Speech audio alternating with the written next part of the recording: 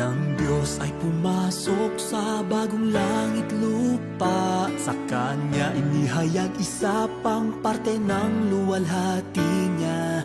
Una niyang inihayag to sa lupain ng Kanaan, at kumislap ang liwanag sa mundong madilim. Lahat lumalapit sa liwanag, humuhugot ng lakas dito, kaya nag-iibayo ang luwalhati niya. At malalaman na dumating ang Diyos sa lupa noon pa.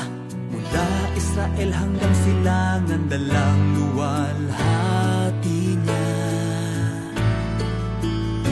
Pagkat luwalhati niya'y nagniningning sa silangan, dinala sa araw na ito mula sa panahon ng biyaya. Ngunit sa Israel siya ay lumisan, at mula rooy dumating at nanatili sa silangan. Kumikislap ang kilat mula silangan hanggang kanluran. Diyos ay bumaba na sa silangan, di sa kanluran. Dinala na ang lupain ng Kanaan sa mga silangang bayan. Kumikislap ang kidlat mula silangan hanggang kanluran.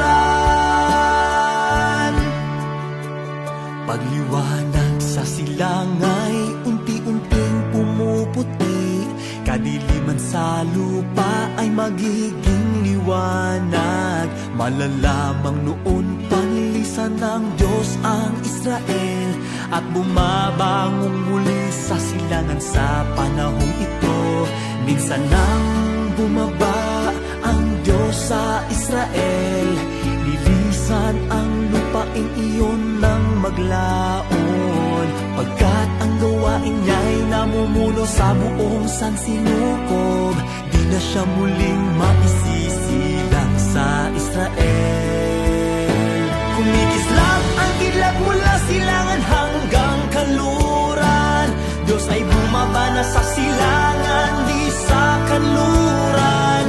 Dinala na ang lupain ng Kanaan sa mga silangang bayan. Kumikislap ang kidlat mula silangan hanggang kanluran. Nais niyang dalhin lahat ng tao sa Kanaan, nagsasalita mula Kanaan upang pamunuan ang sansinukob. Walang liwanag sa lupa maliban